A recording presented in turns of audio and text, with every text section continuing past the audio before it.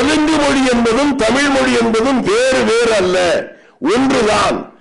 கை இருக்கு, இதை கட்ட விரைகிறோம், இதை ஆள்காட்டி விரைகிறோம், இதுக்கு ஒரு வேலை சொல்றோம், இது மோதிர விளைகிறோம், இது பாம்பு விளைகிறோம். ஆனா எல்லாமே உள்ளங்கையோடு சேர்ந்தது கைதானே. நீங்க ஏன் சிரிக்கிறீங்க?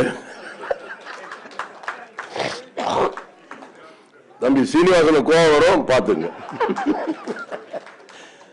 நான் சொல்ல வந்தது, இந்த தென் மாநிலங்களில் பேசுகின்ற இந்த மொழி கையை போல, இது எல்லாவற்றுக்கும் மூலம் என்பது கை, உள்ளங்கை.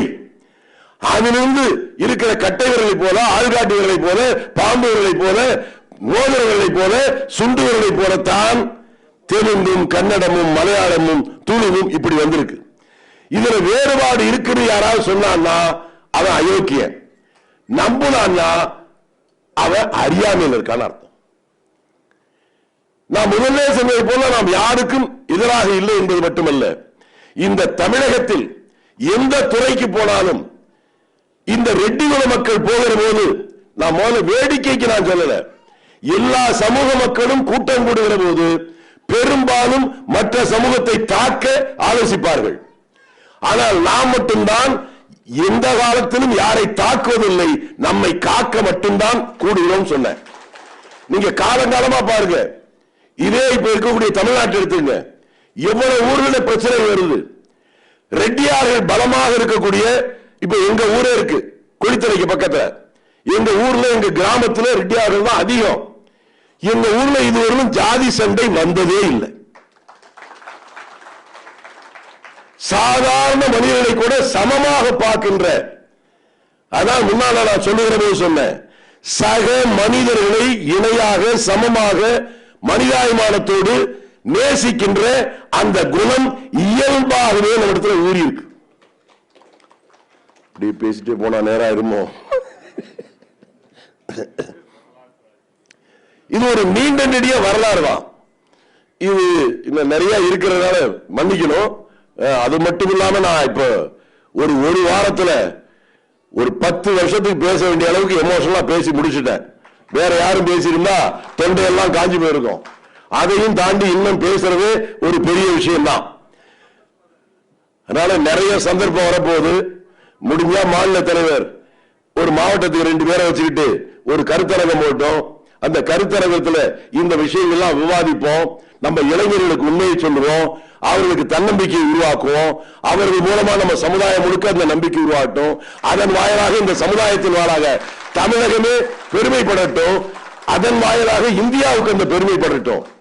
நாம் செய்வது நமக்காக அல்ல, நாம் செய்கின்ற ஒவ்வொன்றும் இந்த தேசத்தின் மீது பாசம் காட்டுவதன் வாயிலாக தேசத்தை பெருமைப்படுத்த, நம்மோடு சகமனிதரை வாழ, நாம் உயர நம் ஊர் உயரும்.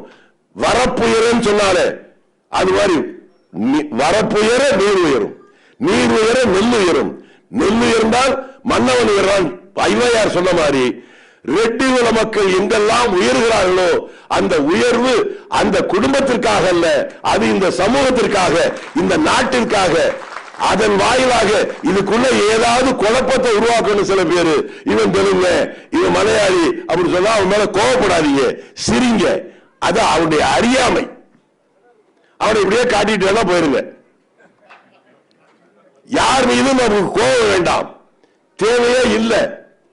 அதனால்தான் நாம் எந்த ஊர்ல போனாலும், நான் எந்த ஊர்னு மட்டும் சொல்லிட்டேன், தமிழ்நாட்டில் எங்கு சென்றாலும் இப்ப பேசுறவங்க எல்லாம் இவங்க ஊர்லாம் இருக்கு, அங்க எல்லாம் சில பகுதிகளில் 80% 90% ரெட்டியார்களுக்கு இடம் இருக்கு.